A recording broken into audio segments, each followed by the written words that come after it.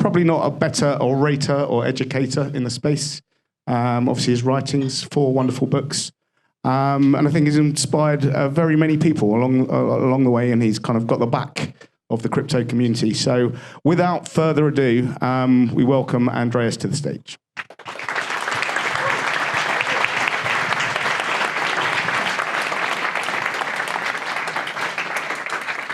Hi, everyone.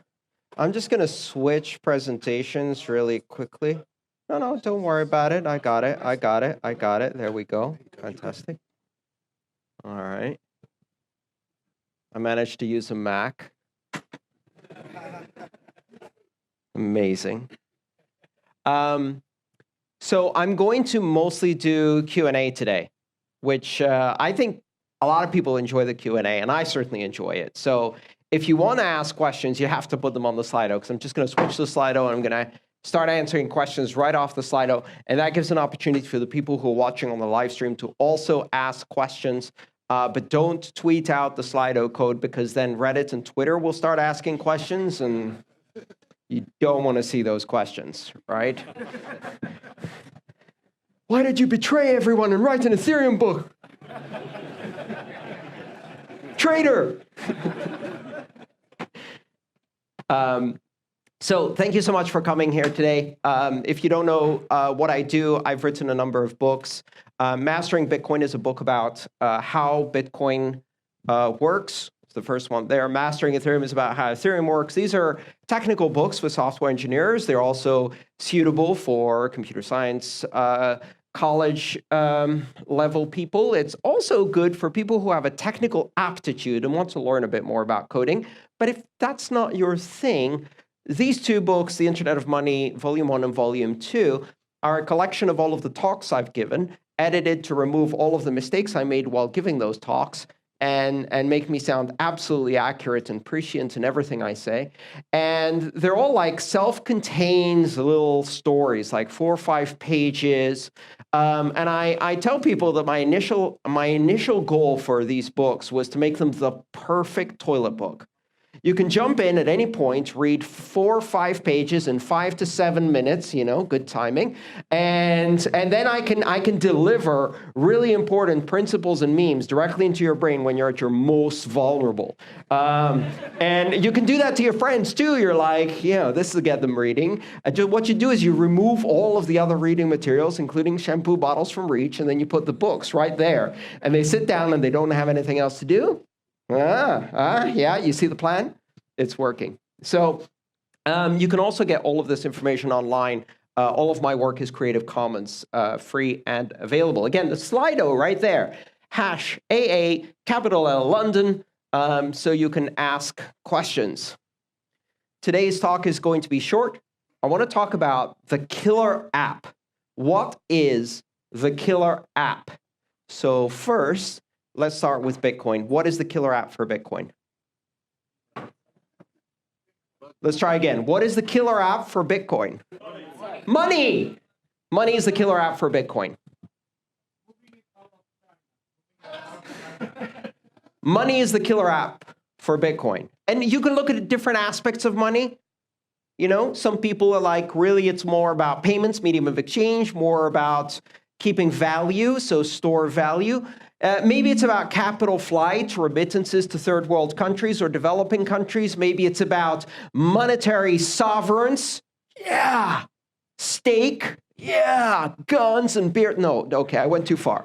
And maybe it's just about being able to be in control. Maybe it's about having access to financial services because you don't. Because you either live in a country where those things are not available, or because you're part of the population that is, for whatever reason, excluded, right? You walk into a bank, and as soon as you start typing out your name in the application form, they're like, thank you very much for coming in today, sir. Your name is too unpronounceable for an esteemed institution like, lovely British bank.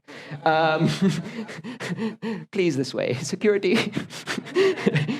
And you can't get a bank, right? Which happens to a lot of people. I realized when I started becoming a nomad and I started traveling continuously that my inability to produce sufficient documentation about my address, because I didn't really live in one place, disqualified me from banking. The fact that I'm American disqualifies me from banking worldwide because they don't want to touch Americans. They have to do too much reporting. So the moment I say, and I'm also an American citizen, they're like, security. And in the US, they want, 2 utility bills and proof of address, a rental contract, blah, blah, blah, blah, blah. And I had none of those things because I didn't live in one place. I'm like, how about a short-term rental in Airbnb for 2 weeks? Denied, again and again. I could not open. And that's before I answered the next question, which is, what do you do for a living? The usual answer is e-commerce. E-commerce. I mean, digital currencies, e-commerce. Because if you say the B word, not banking, Bitcoin, again, it's like drug dealer, security. And so that's the end of that conversation.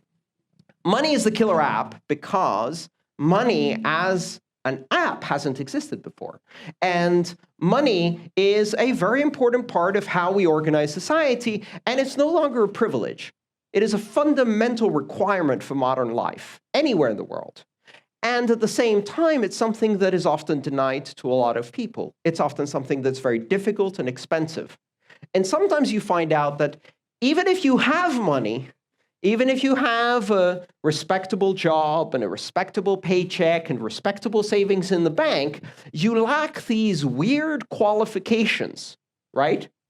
I got asked most recently when I went back to Greece and I was trying to deal with some banking situation in Greece. They asked me for proof of my landline. Land what? Landline. Sir, I haven't had a landline since 1989. Get with the century already. But no, landline. They wanted proof of permanent address as provided by a landline. All right. So, my landline is installed in my castle right next to where I park my steam engine in the telegraph office. Now turn on my oil lamp and let's have dinner by the fireplace.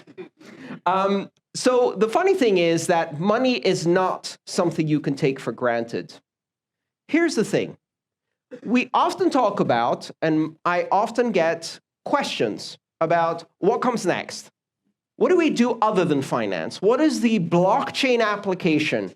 Can we do voting? Can we do real estate? Can we do logistics on the blockchain, right? And if you have conversations with traditional corporations, they don't want to touch money at all. They're not interested. It's an overregulated space. It's full of risk. They don't want anything to do with it. So you go into these corporate meetings and you're like, listen, 6 billion people who are unbanked, we can rise them out of poverty. Money is an important application. We can give opportunity to people who are downtrodden. Think about what we can do to change people's lives. And while you're saying all of that, Todd next to you goes, we could track bananas on the blockchain and do a logistics blockchain. And you're like, but the people who are impoverished. And he goes, bananas on the blockchain. And your boss goes, Todd, you're a genius. Give that man a bonus. Let's install Hyperledger or a clone of Ethereum or some other distributed ledger technology so we can track bananas on the blockchain. You saved us. We can really make some money with this. Nobody wants to hear about what is the important application. The important application matters to those who are principled about the grassroots effort that we're involved in. So forget about selling this to your boss. But every time someone asks you about building that next generation application, tracking real estate on the blockchain, voting on the blockchain, changing the nature of the nation-state governance model on the blockchain, and even bananas on the blockchain, first, we have to do money right. We can't build any of the other things until we get money right. And part of the reason we have to get money right is because this lays down the foundation And that foundation is what is required for broad adoption. Until Bitcoin came along, the state of security among all of the people I know around me was so horrific. They all had passwords like password 1234. What? It's my birthday. What? It's fine, right? They didn't care about their personal privacy and security. And the reason they didn't care is because the impact of having your privacy violated is not felt directly, right? So you're like, I'm doing the Farmville on the Facebook, and ads are coming in, and they're so personalized, and I'm losing privacy any second now. And, and 25 years from now, our government is a hellhole fascistic dictatorship, but I get to play Candy Crush. So you don't really see the impact of gradually eroding democracy and erosion of all of our social institutions and the destruction of privacy across an entire generation, because that happens later. In the meantime, you're playing Candy Crush, so it's okay.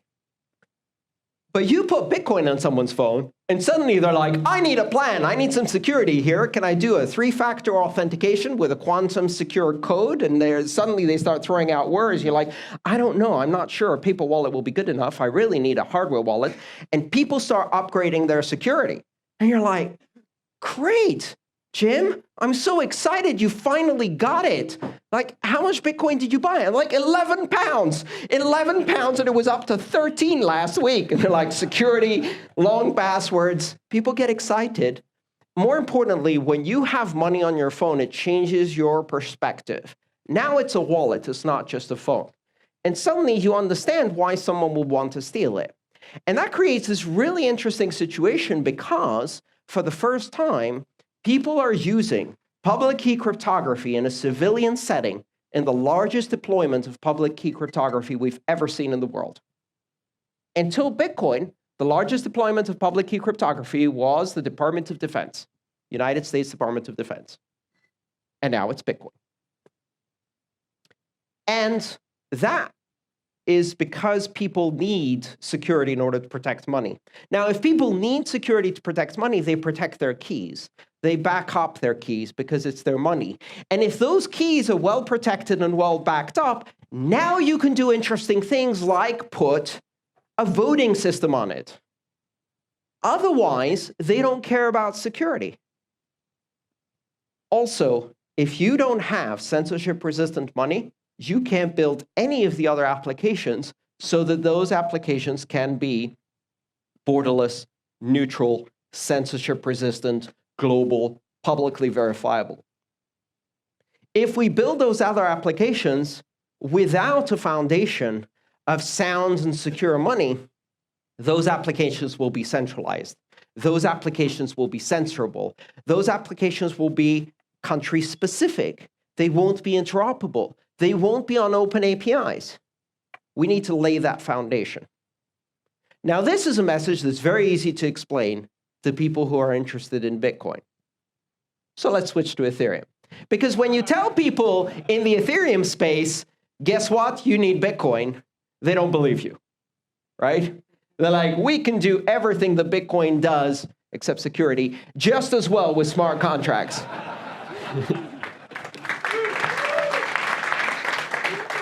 There are some fundamental trade-offs. The flexibility you need in order to do smart contracts does not go well with building very robust, secure, nation-state resistant sound money.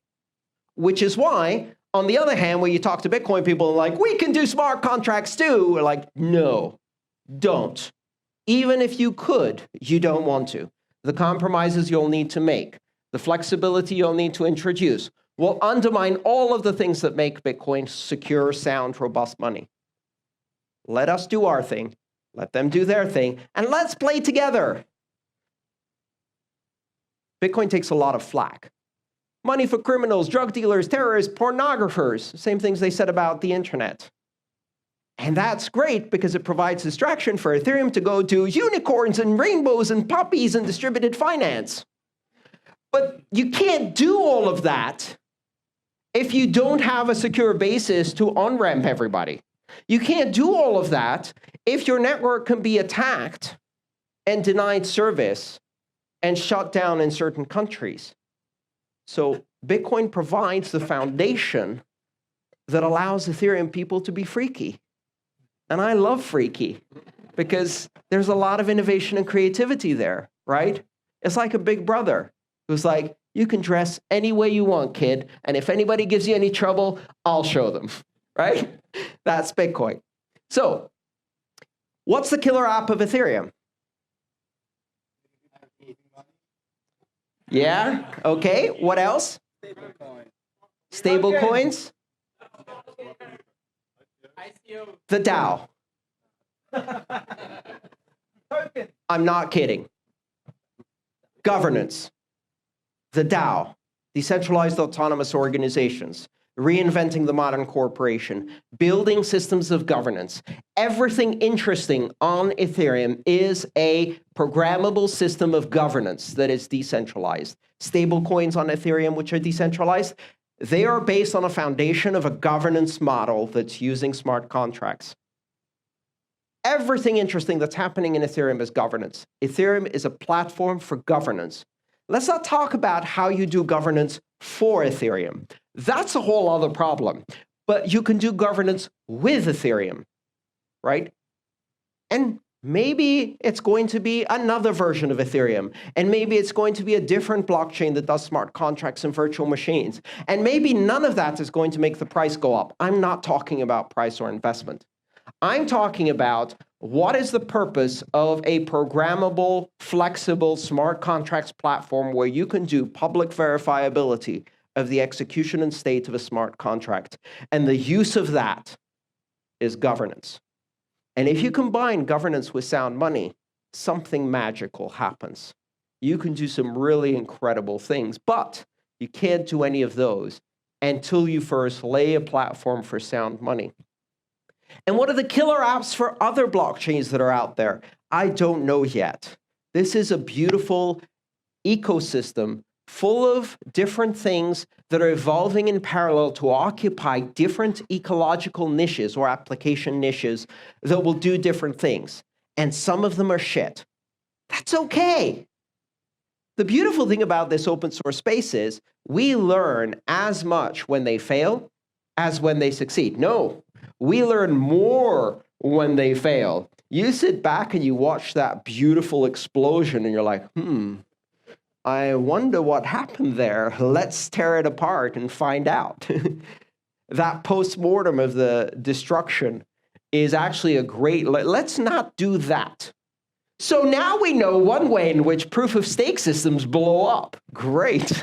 Let's not do that. Delegated proof-of-stake systems that have collapsed into infighting, lobbying, accusations, and lawsuits. Oh, great. Now we know how delegated proof-of-stake systems fail. We learned a lot from that experiment. We now know how DAOs fail. Yeah, reentrancy bugs. Nobody was talking about reentrancy bugs before the DAO. We've learned a lot since. So if other systems in the broader ecosystem of blockchains run experiments, you should have a bit of faith. You should have a bit more faith in the thing that you believe in to say, let them do their thing. I don't need to warn other people that they're scams or shitcoins. Maybe they are, maybe they're not. I'm not the oracle. Maybe other people should do their own research and find out for themselves. And maybe some of those experiments are going to teach us something useful. I'm particularly fascinated by privacy coins, which are doing some amazing work in zero-knowledge proofs and range proofs, for example. Like, for example, Zcash had a catastrophic inflation bug because of an error in the white paper that described the joint computation mechanism to bootstrap the zero-knowledge snark. We wouldn't have learned that unless Zcash tried to do it first. Now, it really sucks for them because we don't know how many coins were created in the meantime, but it doesn't suck for us because we can learn now that, okay, if we were to introduce zero-knowledge snarks into Bitcoin, we have to consider the trade-off against the sound monetary properties. And maybe it's a risk that's too big. or maybe it's a risk worth taking. At least we know one way in which it fails. Maybe there are more. Maybe we'll find them. Let them play a bit more. We need guinea pigs. We need experimentation. And I don't want this space to close up and round up the wagons and go, nobody else will succeed. There can be only one. Gargan. There's only one leader. There's only one doctrine. There's only one true faith. That's not science. That's religion. I don't do religion. Feel free to do it if you want. I don't do litmus tests. I don't do purity tests. I do intellectual curiosity. And my intellectual curiosity is piqued by all of these experiments going on. So, sound money, governance, privacy, non-fungible tokens, utility tokens, even ICOs. ICOs are all shit, right? Yes.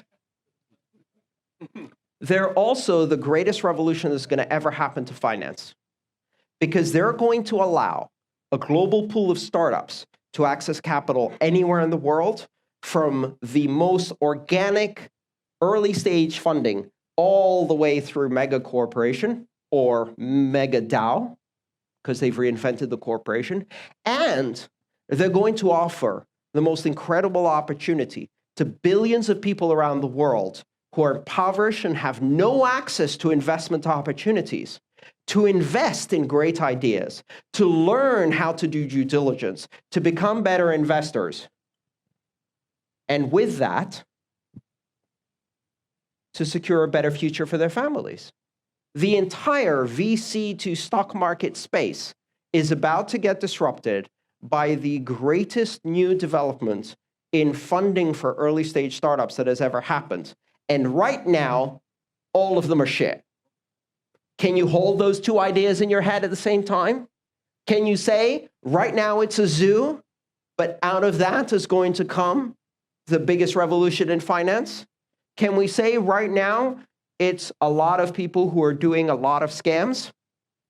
The traditionalists in this space say, we need vetting and regulation in order to fix the problems of the new model of decentralized crowdfunding. We need to introduce an 18th century model of committee-based oversight and regulation. I say, in order to fix the problems of decentralized crowdfunding, we need to introduce decentralized vetting, decentralized due diligence, decentralized reputation scoring. We can build all of the tools to improve the quality of investments, the quality of research, the quality of reputation management, so we can better serve investors.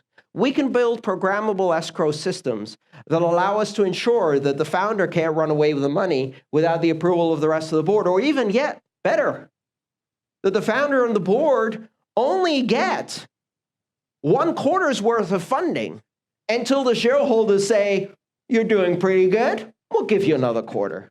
And they vote to give them another round, and trickle out the money. Because if you're a young idealist who just came up with the best idea and the best team and the best execution, the worst thing that can possibly happen to you is $100 million in your bank account. Because within 1 month, you'll be wondering how it was possible to spend so much money on cocaine, champagne, and strippers. You thought your CFO had things under control. Turns out your CFO was doing most of the coke.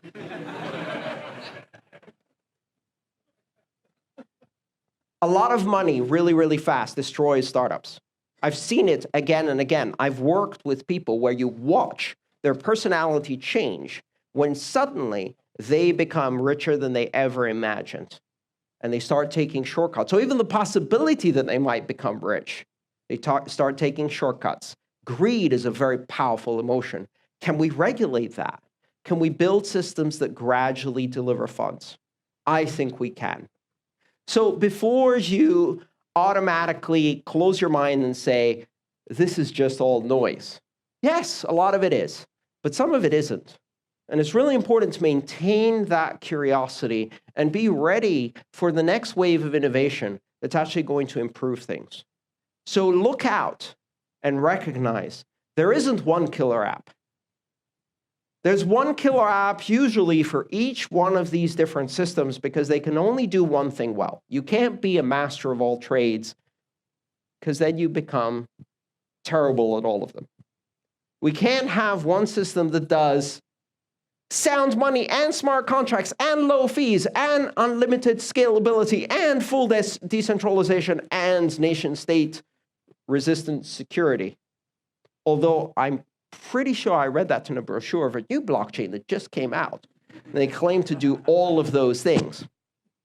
When you see claims like that, you have to think there's one of two things going on. Either they don't even understand the fundamental engineering trade-offs. And that's really dispiriting. It's like, so you think you can do all of these things? You really don't understand the fundamentals, or they're just lying. That's a bit more reassuring, because lying I can understand. If you've been in this industry so long and you can't understand that there are trade-offs, and you refuse to believe that there are trade-offs, well, then I can't really help you.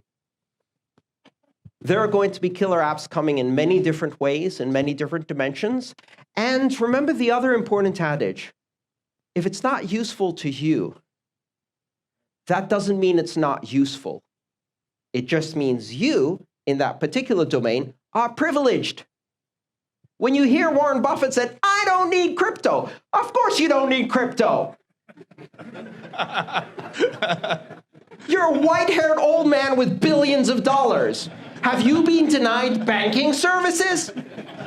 Unlikely. Jamie Dimon, I see no use for crypto. Of course you don't see any use for crypto. You haven't met a single person in your life who's not a millionaire. You ask these people to talk about their life. One of them recently said that they think you need ID to buy things at a supermarket. They were talking about how we should introduce ID at voting.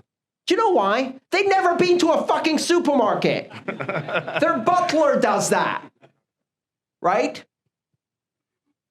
I've met people who have been stranded by the side of the road because their cars were refueled by the staff and they didn't know what the little orange light was. And when the car stopped working, they didn't know how to put gas in it. Not 15-year-olds, 30-year-olds, right? So when you say, I don't need this technology, what you're saying is, my life already has this in it, and that's why I don't need it. But think about the people who do need that. Maybe you don't need governance because you have good okay, wait, I'm in Britain. You do need governance.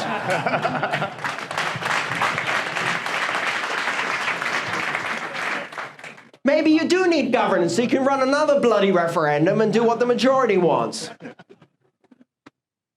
Well, you'll end up with Boris Johnson. I think I can actually still vote here. Maybe I should come back. Just for that one vote. We're like, hello, I'm a Yank. I heard you're having troubles. Let me vote. So, to sum it up, the killer apps are usually very specific. Before we build the next generation of killer apps, we have to lay strong foundations. And often enough, the strong foundations represent technologies that are actually boring. Nobody wants to hear that instead of building AI-driven, deep neural network, drone-based delivery systems for Tor routing of drugs on the dark market using smart contracts, what they should actually be building is a decentralized exchange or a wallet that actually works for real human beings, that can be understood by people who don't have a degree in computer science. Those are the boring things, but they're the necessary things so we can get to the next level. We're going to do rounds of building boring infrastructure to open up the space for applications that bring new users, which then overwhelm the scale of our infrastructure and require us to build more boring infrastructure to create more room for more applications and rinse and repeat. And hopefully, we will continue to do that without failing too bad for 25 years, just like the internet has. Start building simple. Build strong foundations. Don't sneer at other people's ideas of what is the next step or what is the killer app. Understand that your needs don't represent everybody's needs. Understand that an app that's not useful to you might be useful to someone else. And understand that in a permissioned environment, you need to have permission to innovate. But in a permissionless environment, you only need a market size of 2. You and your buddy who want to make one app to do something really weird that no one else is interested in. And that's the beauty of the internet. That's the beauty of open, permissionless systems. You can build that. And maybe when you build it, you discover, actually, there's a few other people who wanted to use it, right? So, killer app, money. Killer app, governance. Killer app, privacy. And then we'll see what comes next. Thank you.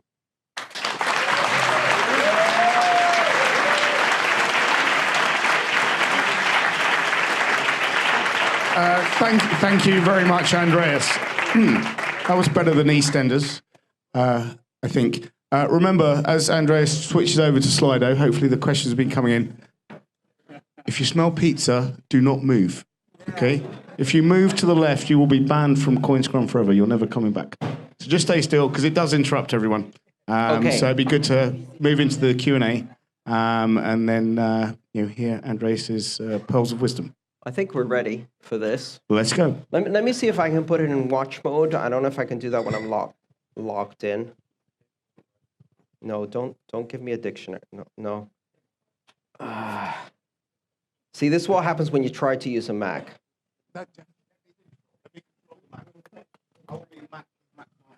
Let's see if this works. This should put it in present mode. No, it isn't. That's fine. Just leave it like this. This is good enough. All right. I have one very, very important request to make. It has been my experience that by the time I finish all of my presentations, book signings, and things like that, and I go to get the pizza and beer, there's no friggin' pizza and beer. So, at this point, Paul, please, 1 IPA, 2 slices of pizza, any kind. Thank you very much. Yeah.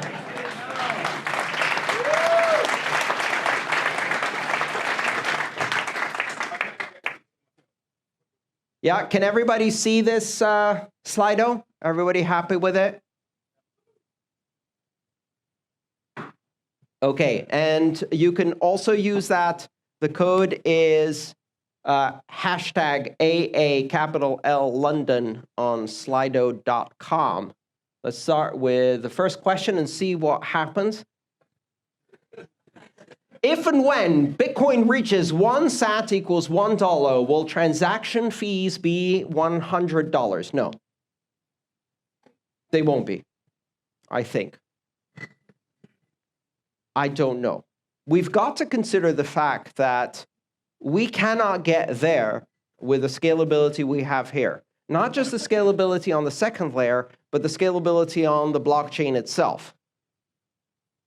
I think a lot of people think that the scalability debate was about which avenue of scalability should we pursue to the exclusion of all others to solve all of the scalability problems forever. The truth is, there is no solution to scalability that is forever. There's a solution to scalability now, and as soon as we do that, it opens the door for people to write applications that do things at a greater scale, which they immediately do, which then uses up all of the scale we just built, which then creates a scalability problem again. If you haven't heard this talk, I've done it before, but I remember when sending an email took 3 days to cross the internet. And then the infrastructure got better and you could send an email in seconds, and then someone invented what's called MIME. Multi-part internet mail extensions, or as we know them today, attachments. And then the internet melted down because people started attaching things to email and the capacity wasn't there. And then we started putting images in emails, and then the internet melted down. So we had to build a lot more infrastructure, and then people tried to start attaching videos. And then we invented the web, and then things really melted down. And then eventually we could do video on the web, and then things melted down again. And then eventually we could do voice across the web, and then the internet melted down again. And in every one of these stages, the capacity that's created gives an engineer a bright idea, and they go, I wonder what I could do with all of that bandwidth. And immediately they have 100 ideas, and they implement half of them, and the next day there's no internet left, right? I was once given a 1 gigabit fiber connection to the home in one of the places I was living semi-permanently. It's a few years back before I became a full nomad. It's like a gigabit internet connection. Wonder what I could do with that. 50 ideas come to my head. I call up the internet service provider. I'm like, yeah, I have a 1 gigabit fiber internet, fully symmetrical, 1 gig down, 1 gig up to my home. They're like, yes, you do, sir. Great. Can I actually use it? Absolutely, sir. No, I mean, can I actually use it? Of course, sir. Why would you not be able to use it? I was like, because I'm an engineer. I can actually use it. Like, yes, of course you can use it. Okay, can you put that as a note on my account that I called and you said I could use it and I will use it and I warned you I would use it? Okay, great, we're good, thank you. Upgrade router, upgrade switch, and then I pegged it. For the entire time I lived there, the utilization of that fiber line was 1 gig up, 1 gig down, 24 hours a day. And somewhere in the vast ISP realm, there was an engineer going, I told him we could use it. I didn't know he would. And there's a little map of the city where I lived. And there's one huge red dot over my house, which is like, how is 80% of our capacity going to one house? How did you let that happen? This is what happens in scaling. So I don't know how we're going to solve this. The bottom line is that the scaling debate wasn't really about which solution we do. It was really about who has the power to decide that. And then there was a lot of people going, I do. And a lot of other people going, no, you don't, I do. And I was sitting back going, oh boy, I'd better not get involved in this one because it's going to turn ugly. And it turned ugly. We are going to do all of the things. We're going to do layer 2.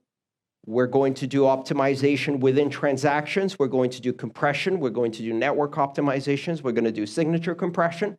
We're going to do signature aggregation and batch verification. We're going to increase the base block size. We will have to.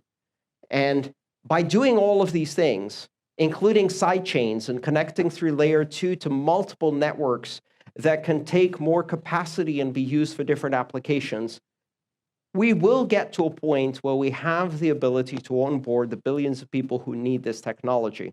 And how much are the fees going to be? All I can tell you is that the fees are going to represent the cost of the intermediaries that exist. The current financial system is expensive because it feeds the profits of giant intermediaries, and that cost is passed to you. If we can do it with fewer intermediaries, it's going to cost less. So is it going to cost $100 to make a transaction? I don't think so. I mean, we're trying to make it so that Wells Fargo and Western Union can't charge you even $35 to move money across borders. It'd be pretty embarrassing if we couldn't beat that price. We'll need to do lots of different things. And I don't know the answer yet, but I'm an optimist when it comes to engineering. Proof of work means tons of pollution. Do you want the planet to die? Yes, as long as I get rich. I don't have children. I'm taking it with me. No. First of all, Bitcoin doesn't cause tons of pollution. Proof of work doesn't cause tons of pollution. Pollution isn't caused by energy consumption. Pollution is caused by some forms of energy production. If you produce energy with solar panels, you're taking sunlight that was going to fall on a patch of grass and turning it into electricity. You're not producing pollution. Instead, what you're doing is you're subsidizing the cost of solar panels and making them cheaper and more efficient for everybody, which actually is better for the environment. Now, I'm not going to say this is an environmental plan. What I'm going to say, though, is if you're concerned about pollution, we should be having the real discussion. The real discussion is this. The best way to allocate resources is markets. The best way to have markets incorporate the cost of pollution is carbon taxes and carbon markets. If we do that, the miners will see an elevated cost of using electricity from carbon-producing sources. And because they are highly mobile, and because it doesn't matter what time of day and what location you do mining at, they will immediately migrate to sources of electricity that do not have a carbon impact. And they will leave those sources of electricity with a high carbon impact for the usual players who cause most of the pollution. Weapons manufacturers, the war machine, oil companies, plastics companies. A dozen companies in the world produce a significant percentage of the entire carbon footprint. You buy from them every day. They have cute names like Johnson & Johnson and Palmolive and Tesco and Esso and British Petroleum. Bitcoin is not destroying the planet. Bitcoin is using the cheapest form of energy that exists, which is waste energy that can't be used for anything else because it's either too far from sources of demand or because it's produced at times when there is no demand, like, for example, solar panels in the middle of the day when no one is running their lights. Are you concerned that the Facebook Libra coin will result in a truly... Oh, wait. Okay. It's gone. It's gone. And it's gone. Oh, there it is. It went down. Are you concerned that the Facebook Libra coin will result in truly decentralized permissionless coins like Bitcoin getting replaced? If they can build a truly decentralized permissionless coin, I will frickin' join the board of Facebook.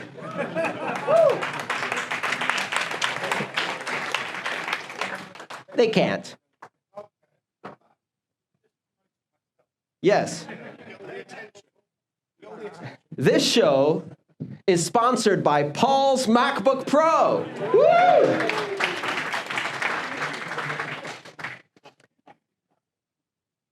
Facebook can't do that. The 5 pillars, or if you like, the broad principles of the types of blockchains we care about are open, borderless, decentralized, neutral, censorship resistant. You can add to that publicly verifiable, immutable. Could I have a bottle of water at some point, please? Thank you. And Facebook can't do any of those. Why? They're not an open source project. They're not operating across different countries. They have legal jurisdiction in specific countries.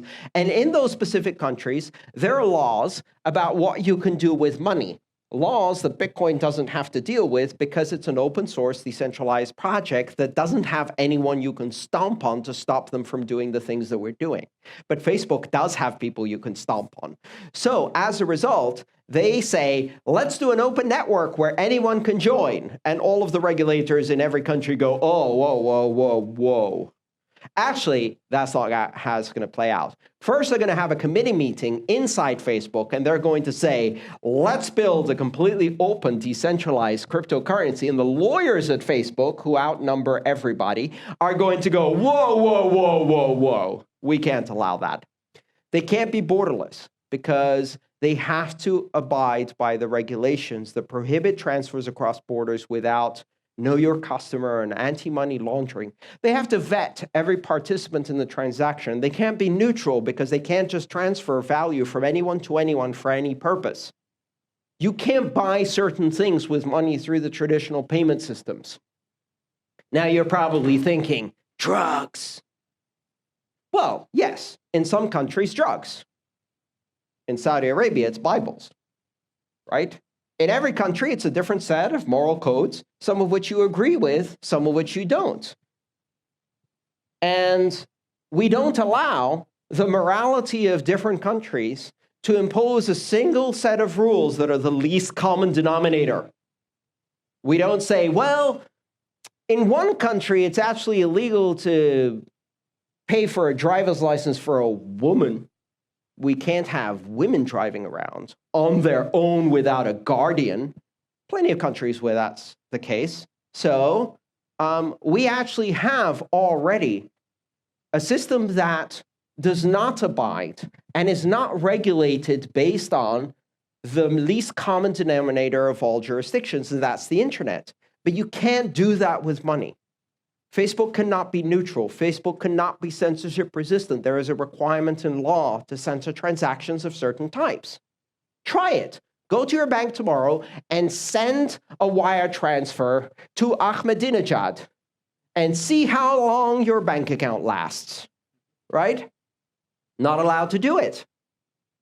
So Facebook cannot build an open, decentralized cryptocurrency because they're prevented by law to do so. No company can do what Bitcoin does. So what do they really compete with?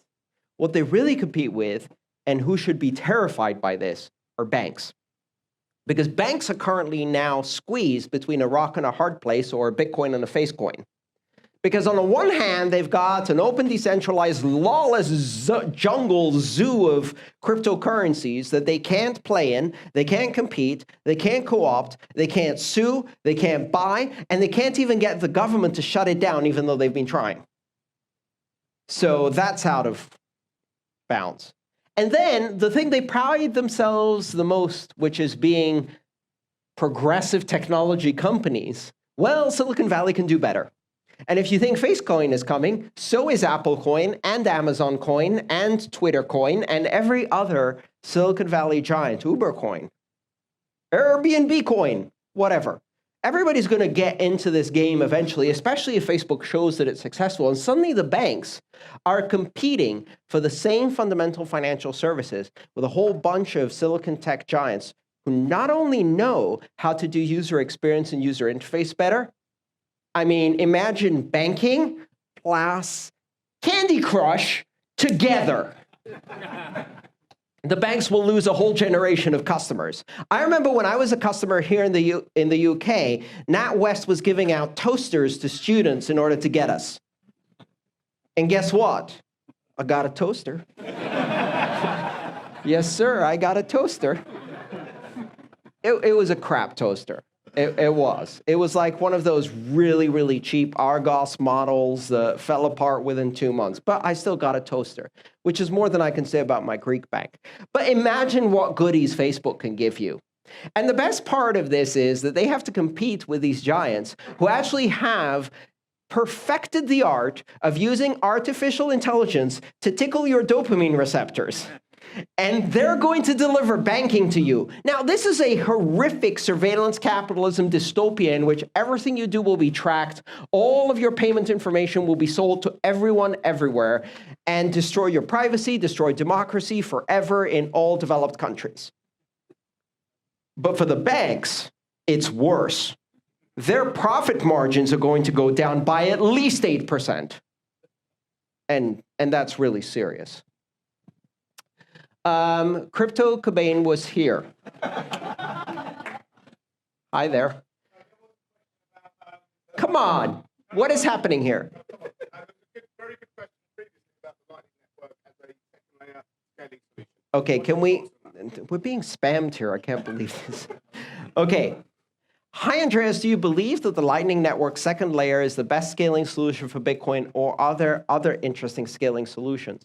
Again, the issue here is not which scaling solution solves scaling. The issue is which scaling can we do now, which scaling can we do now without other trade-offs, and which scaling do we do first? So my opinion, which changed, by the way, in 2014, I thought we should do big blocks. And then I changed my mind. And part of the reason I changed my mind is because I was paid off by Blockstream. That's what you'll hear on Reddit. No, part of the reason I changed my mind is because I've never been paid by anybody to do this. I wish I could get paid. I get paid by Patreon. Part of the reason that I changed my mind is as I saw the debate play out, I had made some very specific predictions in 2013. I said that as we develop this technology, the protocol is going to become ossified. That means that it will gradually harden. As the protocol gets deployed to more devices, as more people participate in the consensus rules, it's going to get harder and harder to introduce disruptive change, right? Now, I thought we had 2 or 3 years until that window closed. When the scaling debate happened, and I thought a pretty straightforward technical conversation that was happening on SegWit suddenly got derailed into this really, really ugly battle over who should have power, I realized, oh, the window's closed. It's already closing much faster than I thought.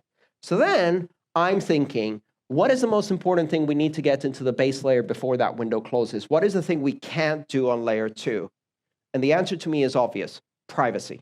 We have to do privacy on layer 1. We cannot do privacy effectively on layer 2. If you build a layer 2 privacy solution with layer 1 being wide open, that's like building SSL on top of a wide open internet. The intelligence agencies will have a field day and turn it into a surveillance system. We need to build privacy in layer 1 because we can't build it well in layer 2. Can we do scaling in layer 2 effectively? Yes, we can. It's not a final solution. It's a magnifying effect. We can take every one transaction that happens on layer 1 and multiply its effect so we can do hundreds, thousands, maybe even tens of thousands of transactions on layer 2, which gives us leverage. What do we use that leverage to do? Optimize layer 1 further. Compress transactions, compress signatures, fit as much as we can. Every little thing we do in layer 1 now gets magnified by a factor of 100 or 1,000 or 10,000 in layer 2. So once we build sophisticated wallets that can use layer 2, we can now make incremental improvements of 10% in layer 1, and those balloon up to very big scale in layer 2. And then eventually we will have to do an increase in the block size, absolutely. And that's sensible to do when we have established sufficient incentive mechanisms, when we can achieve levels of decentralization where we don't have to sacrifice decentralization in mining in order to increase the block size, when we can ensure the more people have skin in the game, so they're running fully validating nodes so that our system is robust to denial of service attacks. Because if we make it so expensive to run a node now that only companies run it, only in data centers, well, companies can be coerced. They're the easiest organization to push around, right? They have lawyers who are going to say, whoa, whoa, whoa, whoa, whoa. You can't do that. The government sent us a letter. It had a letterhead and everything. In fact, we got a letter from a tiny, tiny town in Texas, and they had a star of a sheriff on it. We give up. This is too hard. So we need individuals with courage to be running nodes all over the world in weird little holes, hanging off lampposts, running underground. This needs to be a grassroots environment. And we can't sacrifice decentralization to do scaling now, because then we lose everything. So yes, Lightning is the important first step. It is not the last step. And it is not the step we take instead of scaling on the base blockchain. It's just the step we need to take first, because we need to do privacy on the base chain. What will happen to Bitcoin if it's banned by the United States or another major world power? Do you see this as a likely scenario? Yes, in the UK, not in the United States. So here's the thing. Compare and contrast the Constitution of the United States with the Constitution of the United Kingdom. Oh, shit. You don't even have one. Here's the bottom line. In the United States, we have a very strong rule of law, and it is especially strong when it comes to freedom of speech. In fact, over the last 15 years, the Supreme Court has repeatedly said that money is a form of speech when it is used for political campaigning. They have gone so far as to say that Congress has no right to regulate campaign contributions because money is speech. Now, they can't really walk that back very easily. So the moment that the United States goes, it's banned, many of the big companies that are based in Silicon Valley that now have billions of dollars and thousands of lawyers are going to go, haha, we'll see about that. And then they're going to sue the government before the law goes into effect. And they're going to get a temporary restraining order that says, this would really screw our billion-dollar business, so hold your horses there. I think this is unconstitutional. This will go all the way to the Supreme Court. Now, what happens there? We don't know. But here's the best part. Neither does the government. Now, imagine the scenario where it goes all the way to the Supreme Court, and the Supreme Court says, no, actually, Bitcoin is money, and therefore it's protected by the Constitution. Now, at that point, they're fucked. A ruling like that really messes things up, because now that has a trickle-down effect. Now you can't regulate any of it. Not just, you can now put some minor restrictions, as they call time, manner, and place restrictions on speech. Regulation of speech is subject to very, very strict scrutiny, constitutional scrutiny based on specific elements. You can limit it only in terms of time, manner, and speech, and you cannot limit based on content. You also can't limit it a priori, and you can't limit it when it's used for the expression of political ideas or association with political parties. So they get an outcome like that in the Supreme Court that, who knows? Screwed. They're not going to attack it directly. China will. China has. They've banned Bitcoin 17,462 times. And has Bitcoin been eradicated from China? Of course not. Still there, right? It's removed all of the Chinese companies from China from participating in it. But all of the people who want it, including the people who wrote the law to ban Bitcoin and now stuff their wallets with Bitcoin as fast as they can, they still have it. We're not going to see straightforward bans. There's not enough collusion and cooperation. If governments could get together and make decisions where they all agree, how about we fix climate change? We won't, right? So every time one government goes, it's banned, another government goes, come to us. And right now it's Malta. Next year it's going to be Singapore. The year after it's going to be Guernsey Islands or whatever, right? So there's always that variety. This is asymmetric warfare. You cannot fight a globally decentralized system from locally imposed regulation by 194 different legislators that can't agree on anything in 194 countries. To what extent do we have a right to privacy in our financial lives? Should we be incentivized to be public? Does privacy perpetuate or enable injustice? That's a great question. Privacy is a human right. It is also the fountainhead for all of the other human rights. If you don't have privacy, you don't have freedom of expression, you don't have freedom of association, you don't have freedom of assembly. I saw a really stunning picture, which was this week in Hong Kong. They're protesting against the extradition law that China is trying to pass so they can extradite dissidents to China and disappear them into the gulags.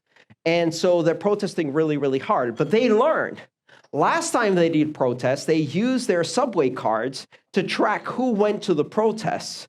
So this time they had lines of people lining up with masks on, so they can't do facial recognition in the stations, buying tickets with cash and using paper tickets that are untraceable. They learned an important lesson. Without financial privacy, you don't have political rights. And this happens all around the world. It can happen here just as easily. So it's a fundamental right. We should not incentivize people to make their private financial information public, because what happens is the people who are powerless will be forced to make their information public, and the people who are powerful, who for centuries have maintained their financial privacy, including criminals, will elect to remain private. They will put their bank accounts in Switzerland. You can read their names. They're in the Panama Papers. You remember when the Panama Papers were released and we found out that the world's financial elite had been stashing trillions of dollars in foreign bank accounts, and then all of them got prosecuted and half of them went to jail? Oh no, they just killed the journalist who wrote the story and no one went to jail, right? So you think they're going to give up their financial privacy? No. It's up to you to decide if you want it. And does it perpetuate or enable justice? Justice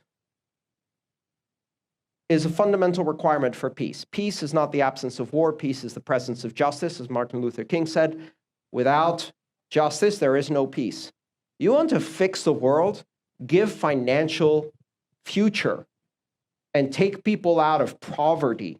If we continue to let fear dominate our political life, and we continue to separate people into those who have the privilege of a future for their children and those who don't will come and kill us. And they have every right to do so. That is an excellent place to stop. Andreas, thank you very much. Thank you.